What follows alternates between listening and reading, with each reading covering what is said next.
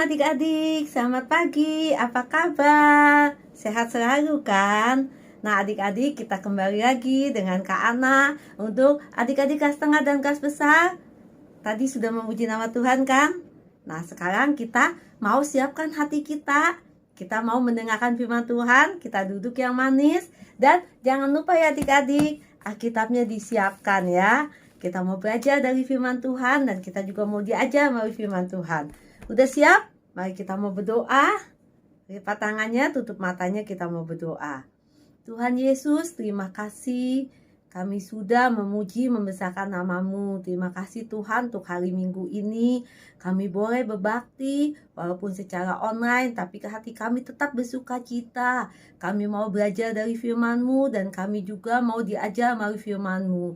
Ajar kami Tuhan, ajar saya untuk menjadi lebih lagi makin mengasihi Engkau. Karena Tuhan begitu baik dalam kehidupan saya. Terima kasih Tuhan, saya mau menjadi anak yang taat dan dengar-dengaran. Dalam nama Tuhan Yesus saya berdoa. Amin. Nah adik-adik, setelah kita berdoa, sekarang kita mau mendengarkan firman Tuhan ya. Nah adik-adik, hari ini kita mau bercerita tentang ke-12 pengintai. Tapi sebelumnya Kak Ana mau nanya dulu nih ya. Jikalau adik-adik nih misalkan terpilih ikut kompetisi atau ikut kejuaraan, cerdas tangkas Alkitab, atau kejuaraan di pelajaran di sekolah, ikut lomba melukis atau lomba pelajaran matematika apa. Nah, adik-adik kalau terpilih pasti kan mewakili sekolah ya kan? Udah mewakili sekolah, kita harus mempersiapkan dengan baik dong, belajar dengan baik gitu. Karena apa? Saingan kita banyak ya dari sekolah-sekolah lain, pasti mereka juga wah pada pinter-pinter sama seperti kita. Tapi kita juga harus belajar mempersiapkan ya. Pasti ada perasaan takut, aduh jangan-jangan nanti aku kalah apa, pasti ada ya. Tapi kita yakin ya, adik-adik harus yakin kalau udah terpilih mewakili sekolah, pasti adik-adik mampu melakukannya. Nah sekarang kalau itu kita mau mendengar firman Tuhan, gimana bangsa Israel yang 12 suku, tapi 10 suku dia takut gentar menghadapi bangsa Kanaan. Tapi ada 2 suku, 2 orang yang dia yakin bersama Yesus. Karena Tuhan sudah berjanji, Tuhan tidak pernah mengingkari janji. Begitu juga adik-adik ya, kalau terpilih mewakili sekolah, pasti adik-adik mampu. Sekolah pasti percaya adik-adik tuh mampu melakukannya, jadi nggak usah takut dulu sebelum kita bertanding ya. Yang penting kita mempersiapkan ya. Tuhan juga selalu beserta dengan kita, oke? Nah, sekarang kita mau melihat filmnya dulu tentang ke-12 pengintai. Suatu hari Tuhan menyuruh Musa untuk mengintai tanah Kanaan sebelum memasukinya.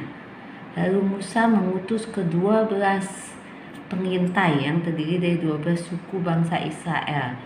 Kita tahu ya, bangsa Israel terdiri dari 12 suku. Lalu Musa memerintahkan kepada 12 pengintai tersebut. Nah, ini nama-namanya ya. Musa memilih 12 pemimpin, yaitu 12 orang dari kepala suku Israel. Nama-namanya udah disebutkan satu persatu, yaitu Samua, Safat, Tiga, Palti, Gadiel, Gadi, Amir, Setur, Nabi, Guel, Yosua, dan Kaleb. 12 pengintai ini naik ke gunung untuk mengamati lalu masuk ke negeri Kanaan. Dia naik ke gunung, dia mengamati negeri Kanaan. Di tanah Kanaan para pengintai melihat anggur yang besar dan orang yang besar-besar. Setelah 40 hari kemudian para pengintai pulang kepada gurun Paran, tempat Musa dan bangsa Israel lainnya menetap. Para pengintai menemui Musa dan menceritakan kabar tanah Kanaan kepada umat Israel.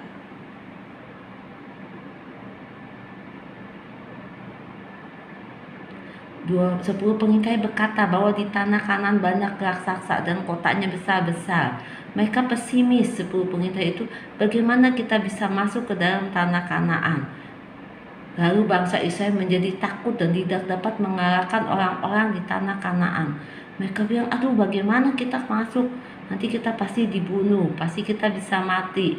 Kemudian 2 orang pengintai, kan semuanya ada 12 ya adik-adik ya, yaitu Yosua dan Kaleb berkata, di sana banyak susu dan madu serta anggur. Jangan takut, Tuhan selalu bersertai kita. Tetapi umat Israel tidak mau masuk ke tanah Kanaan, dan mereka malahan marah kepada Yosua dan Kaleb dan melempari batu kepada Yosua dan Kaleb. Padahal Yosua dan Kaleb menguatkan mereka dan mengingatkan untuk janji Tuhan kepada mereka. Tiba-tiba muncullah kemuliaan Tuhan yang menyinari semua umat Israel. Tuhan marah ya. Kemuliaan Tuhan itu berasal dari kemah suci. Lalu Tuhan berfirman kepada Musa,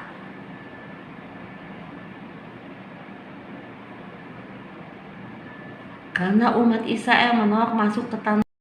Adik-adik setelah menonton film itu melihat ya, di mana ada dari 12 suku itu 10 yang mengatakan negeri Kanaan itu orangnya besar-besar, mereka ketakutan ya, tidak berani melawan orang negeri Kanaan. Tapi hanya ada 2 yang percaya bahwa Tuhan selalu menyertai, bahwa percaya akan janji Tuhan.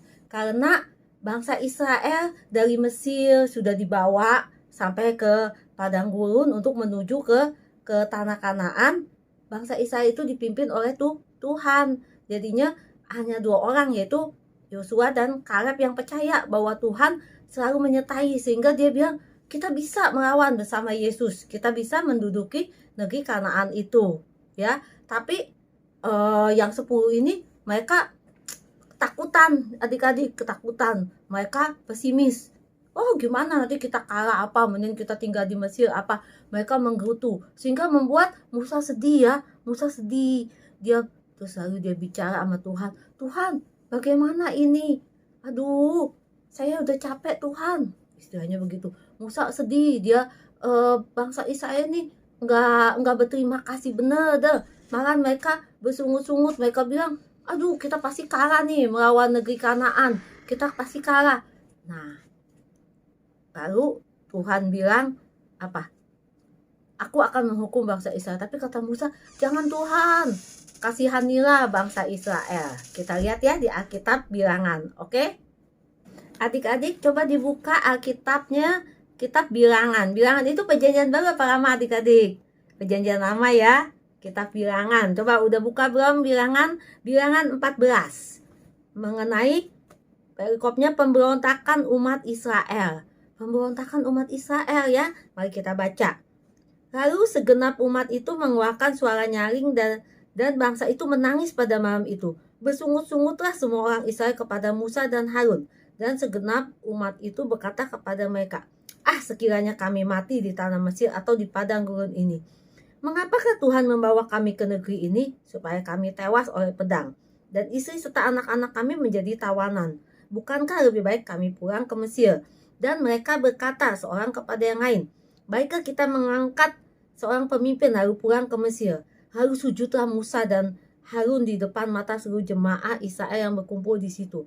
Tetapi Yosua bin Nun dan Kaleb bin Yefun yang termasuk orang-orang yang telah mengintai negeri itu mengoyakkan pakaiannya dan berkata kepada segenap umat Israel, negeri yang kami lalui untuk diintai itu adalah luar biasa baiknya.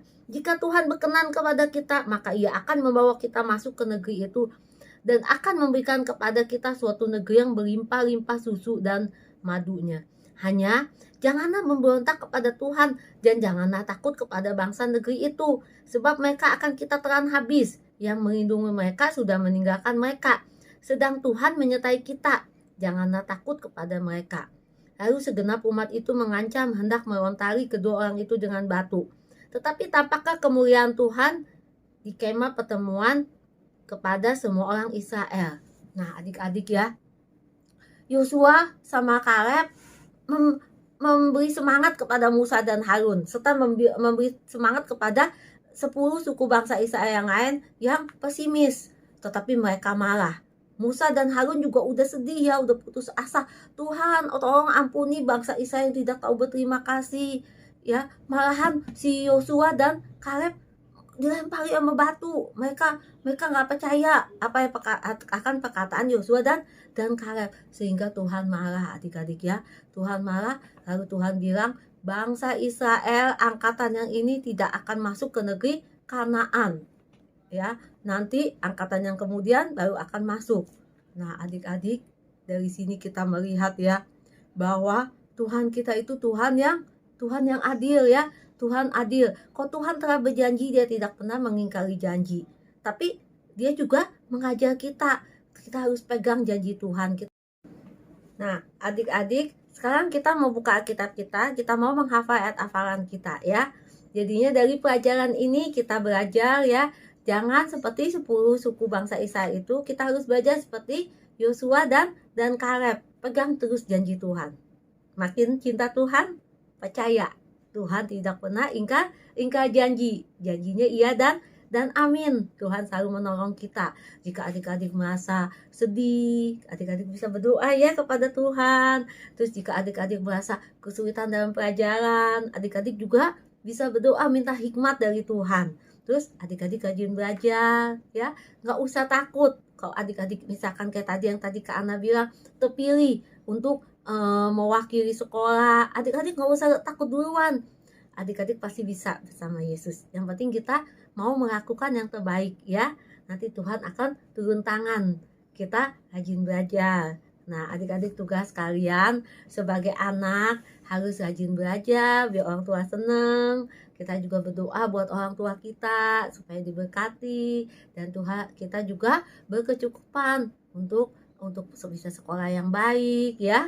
Oke? Kita juga berdoa minta kesehatan. Saat-saat seperti ini adik-adik masih sekolah online, walaupun ada beberapa hari seminggu mungkin 1-2 hari kalian sekolah ketemu teman, tapi itu pun juga nggak bisa bebas ya, cuman masuk kelas habis ngerjain sesuatu ulangan apa kalian bisa langsung pulang, nggak boleh berteman-teman, nggak boleh ngobrol-ngobrol, tetap mengikuti prokes ya, pakai masker. Oke?